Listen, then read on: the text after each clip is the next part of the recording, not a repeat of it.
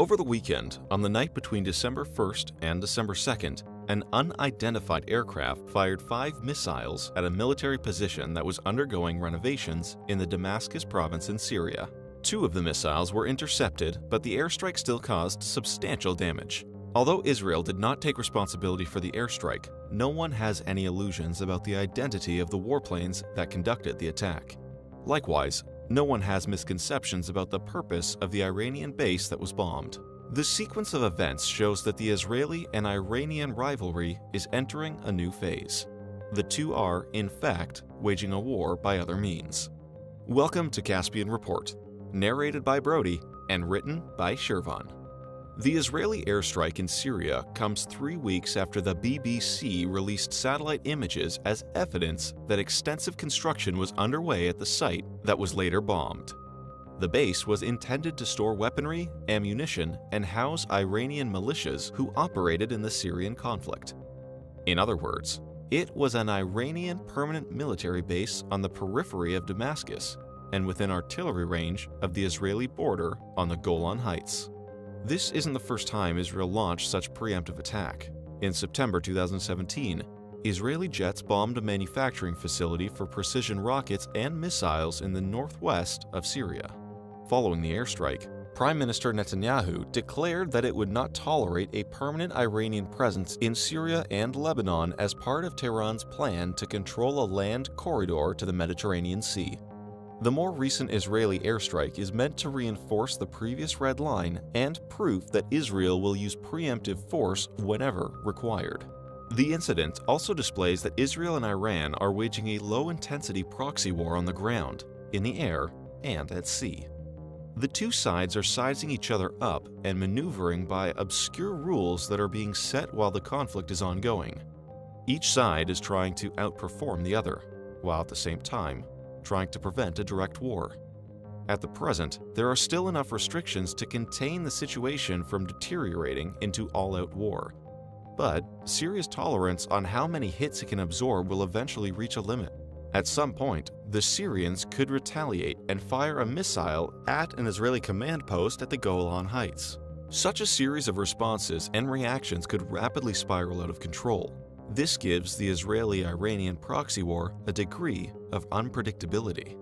Ideally, the government in Tehran would seek to avoid an aggressive posture towards Israel, which doesn't help Iran's case in regards to the nuclear deal and the renewal of sanctions.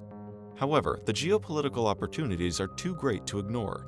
Since the defeat of ISIS in the Syrian-Iraqi battlespace, fighting in Syria has declined, and the need for Iranian military advisors has decreased with it.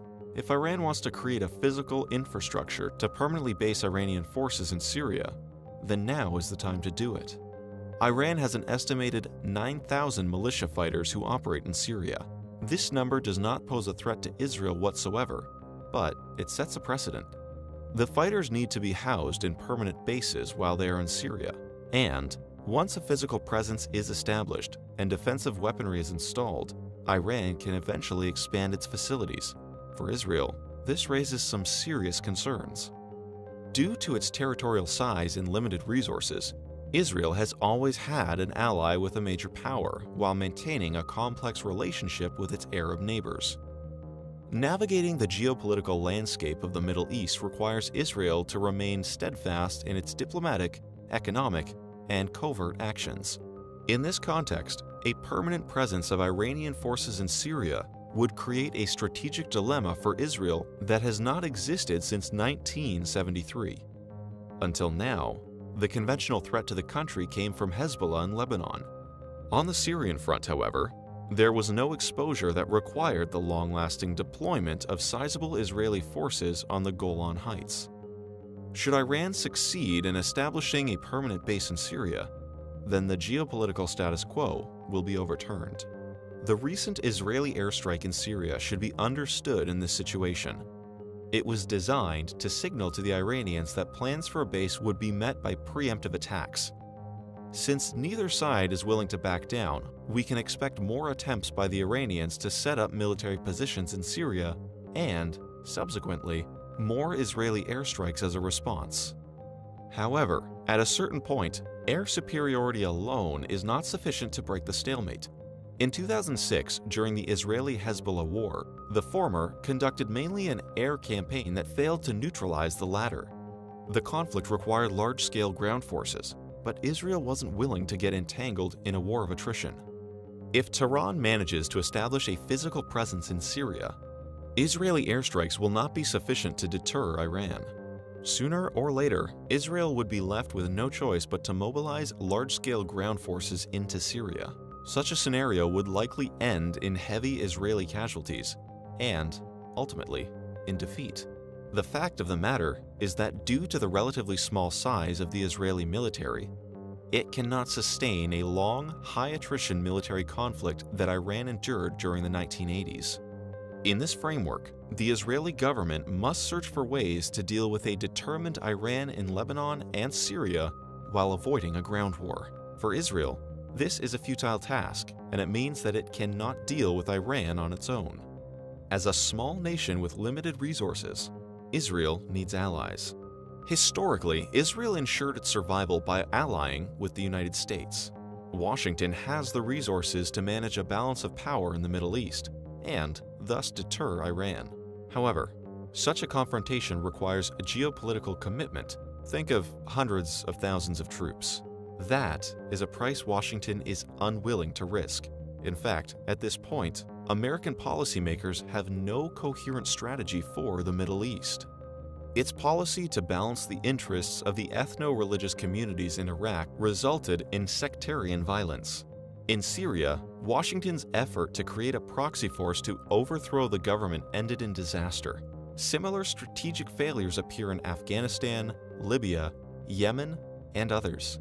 At the backdrop of these events, more immediate concerns have emerged in East Asia and East Europe that challenge the American sphere of influence.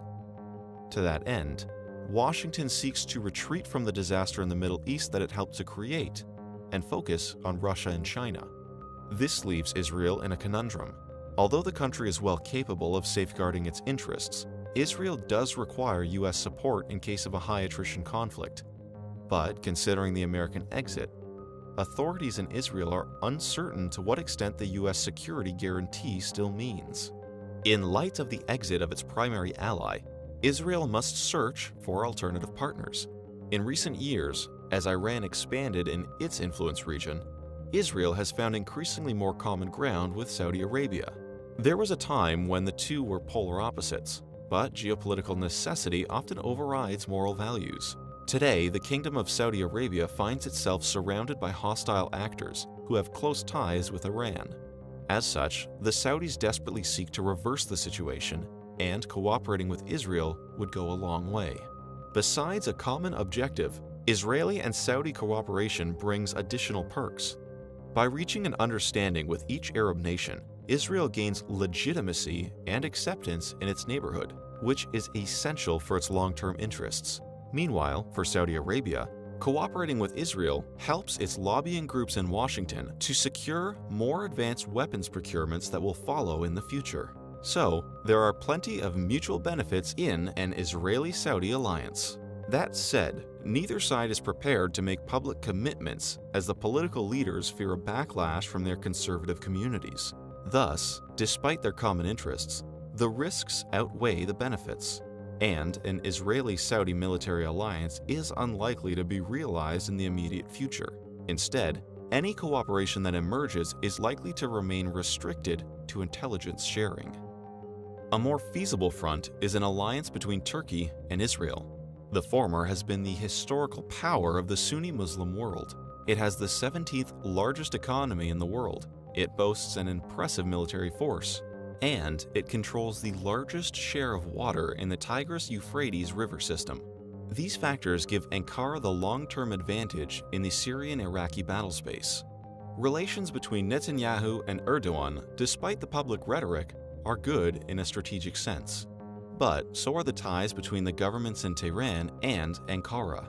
So far, the Turks have not expressed an interest to move against their Iranian counterparts, mostly because they do not feel threatened by Iran. This state will inevitably change over time. When that happens, Israel will have to reach an understanding with Turkey, as the latter will lead a coalition against Iran. Even so, Israel's rapprochement with its neighbors is not made easier by President Trump's decision to recognize the city of Jerusalem as the official capital of Israel. This symbolic gesture is meant to reassure Netanyahu of the U.S. commitment to the Middle East, without actually doing anything tangible on the ground. But it hurts Israel's efforts to forge closer ties with its neighbors. Regional nations will condemn Trump's designation because their Muslim-majority populations are sympathetic to the Palestinian cause. In turn, this restrains the political leaders to form security coalitions that include Israel. So, Trump's recognition of Jerusalem adds fuel to Iran's foothold in the area and further complicates the Israeli-Iranian proxy war. This was a Caspian Report, narrated by Brody and written by Shirvan. Special thanks to our contributors on Patreon, who give us the means to produce original content like this. We have some interesting perks on our crowdfunding platform, including early access, PDF files, polls, etc. All contributions go towards helping the channel remain independent and self-sustained. Visit patreon.com/Caspian Report for more information.